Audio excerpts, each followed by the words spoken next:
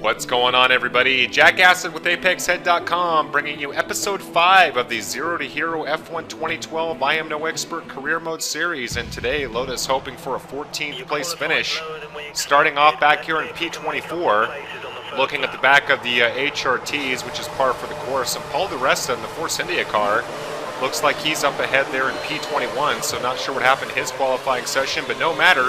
Here at Catalunya in Spain, coming down to turn 1, and want to be very, very careful not to come into the back of the AI. You can see him wavering a bit as we come down to the breaking point, and I back off significantly now. Really don't want to get involved in any kind of a melee. As you can see, the problems coming through turn 2, and still riding P24, coming around the long, bending right-handed sweep, and going to try and leapfrog Karthikeyan. That's no problem. There's Paul Di Resta and Paul De La Rosa. HRT's dispatched up into P21, and now leapfrogging a number of cars coming up into turn 4, but not getting things right coming into turn 4, and now wheel-to-wheel with Timo Glock in the Marussia car. As we speed down into turn 5, let's see if we can get alongside the hip of Vitaly Petrov here on the Caterham. Not going to happen, going a little bit wide and coming out of the exit. Still wheel-to-wheel with Timo Glock. Speeding through turn 6, coming up to the very tricky turn 7, slowing down now. Don't want to make contact with Petrov, and Glock competing on the inside, able to push me out almost into the gravel, and dropping another position behind Nico Hulkenberg in the Force India car, so actually lost 2 spots as a result of that. And the back markers showing some early fight, that's for sure. Now coming down into this semi-long straight down into turn 10, able to leapfrog a number of cars to drop in behind Daniel Ricciardo, up into P17, and now getting around Ricciardo with no problem. Looking at his teammate Jean-Eric Verne as we come around turn 12 for the first time. Let's see if we can leapfrog him here. Yes, we were able to do so. Not going to have room for Kovalainen, and you can see that Jean-Eric Verne not going away as well.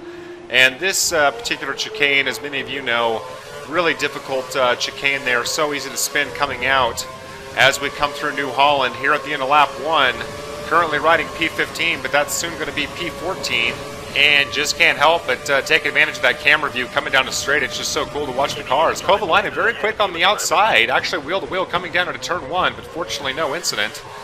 And we're able to drop in behind Bruno Senna in the Williams as we come around the very long sweeping turn 3, which to me is actually one of the more deceptive corners on the circuit. Can be very tricky at times, deceivingly so. Getting a purple sector time coming through sector 1, and again just a little too much oversteer coming through there. Getting off onto the lawn, I think I'm just so used to going wide there, it's become basic instinct at this point. So getting around Bruno Senna now, coming around turn 5, and he's very close with us through turn 6, but now dropping back before the climb up the hill. And able to get in front of him now, skipping further ahead into the race here in lap 3. And chasing down Felipe Massa in the Ferrari now, should have no problem coming around turn 5. And able to dispatch of the Ferrari and coming behind Kobayashi in the Sauber. And he's very slow coming up here through turn 6 and almost wheel-to-wheel, trying to back off now and leaving room, but that was very, very close with the Sauber, and Felipe Massa salivating at the opportunity to get the position back. But you can see that able to avoid any problems. And no DRS activation through here, so no threat. But let's see if we can get around Kobayashi. Not going to happen. Now Nico Rosberg very slow on the exit. And he and Kobayashi locked in combat, able to swing in front of both of them as we come through turn 12. Able to get up into P10 and almost going off into the rough there. But avoiding trouble despite taking a massive piece of the curb there. But all ends well. So now skipping ahead here to lap 4, trying to chase down our teammate Kimi Räikkönen. As we come through turn 6, going to back off coming up into turn 7. You really don't want to be holding hands with anybody coming up the hill. It's just too narrow right there to get things wrong. So going to bide my time coming up over turn 9. And we should have a chance to get around Räikkönen down here at the breaking point of turn 10. Always a very tricky braking. Whoa, very close contact there with Räikkönen. And losing my focus on my braking point, but able to compose myself getting around the corner. And somehow staying out of the runoff. That was an extremely close call and would have been a disaster for the team. There's no question about it. I almost wonder if there was something wrong with Kimi's car, but he's still trailing behind us now. But at the moment, chasing down Maldonado, coming through the final chicane. And now the final corner before the start of lap 5. Should have no problem getting around Maldonado here. And able to activate the DRS. And we are well clear of the Williams. Able to get a purple lap time. Shaving off just under 1.9 seconds from our previous lap time. And having no problems here at turn 1. Able to keep Maldonado in our rear view mirrors. So now skipping ahead, coming through turn 14 and losing the car coming down the hill through turn 15. And all kinds of slowdown. Now there's a bunch of cars coming in behind me, but diving into the pits and avoiding any kind of contact. That was definitely a very gutsy move on my part and could have been a complete disaster as Maldonado comes in behind us. But if I had let that train of cars get ahead of me just before pitting, I would have lost several positions. But then again, I couldn't actually see where they were, so I was definitely risking a penalty. But it ends well here. Able to get out in just over 3 seconds, so a good time from the team. And changing our fuel mix back to standard. Looks like we got a car coming down the main straight right now. Let's see who that is, and more importantly, can we get in front of them? And it looks like we will beat them out, and that's Nico Hulkenberg in the Force India car. So now just trying to get some heat into my tires here at the start of lap 8. Changing our fuel mix now, and you can see a number of cars in the pit lane. And that's going to catapult us all the way up into 8th. And no cars coming out of the pit lane, so that's going to be where we settle in. And apparent to me now that I'm going to have some work to do if I want to compete for a podium. So here on lap 10, trying to chase down Sergio Perez in the Sauber. Very, very slow coming around turn 7, almost coming to contact. And now being notified by my engineer that Kurz is disabled. So Kurz is offline. Have no way to use that right now. And so going to have to rely 100% on the DRS. But let's see how long that lasts. Hopefully not too long. As we try and swing around, Sergio Perez coming around to turn 10. Not going to happen. There's a lot of real estate there, but if you don't have your nose pointed in the right direction coming around there, it is difficult to overtake. Typically want to move on the inside, but wanted to avoid any kind of an opportunity for a collision. And going to get aggressive down here at turn 14. Speaking of taking chances, able to overtake the Sauber coming through turns 14 and 15, now coming around New Holland. And Sergio Perez not going away anytime soon. In fact, he's going to have activation for the DRS right here. And I have no Kurz, and he's going to be able to overtake us easily.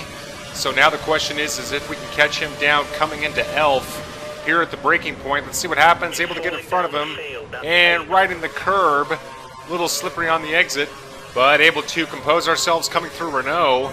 And we are up into P7, skipping just further ahead in the same lap, catching up with Fernando Alonso here near the end of lap 11. And now trying to catch the Ferrari through the corner known as Banque de Sabadell. And closing the gap coming out of the exit. And should have a chance to overtake him here at turn 13, also known as Europe car. And we are able to get in front of the Ferrari. That was very aggressive. Actually, was going a little too fast. And able to maintain our line coming through the final chicane.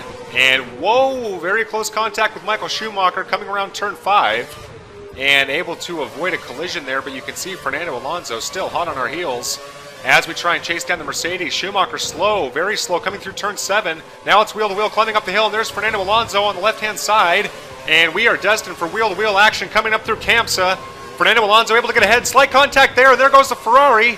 Fernando Alonso spun out, and there's the penalty. What's going to be here? Is it going to be a drive-through or a time penalty? And it's a time penalty as we come in very, very close to Schumacher coming through turn 10. And trying to regain our composure, so unfortunately a time penalty here. I'd actually prefer a drive-through. I think it's actually a little bit less than 20 seconds as we try and get around Michael Schumacher, and all of a sudden, getting towards the front is going to be very, very important for a good result. There's no question I'll be out of the points if the race were to end now, but we do have a few laps, so hopefully we can make up some ground and not make this a complete disaster. But not doing myself any favors here, coming through turn 13, hopping up over the curb, and almost damaging my front wing, but able to turn just with enough time for it to hit my tire and just sort of bounce off the wall. So obviously losing a lot of time because of the incident, but extremely fortunate. But that's obviously going to hurt my case to make up any ground. Still running a rich fuel mix with a couple of extra laps of fuel. Coming down here into turn 1, which is a really fun corner if you can hit it right. But for me, of course, that's a big question if. And starting to lose the car here, almost hitting the wall.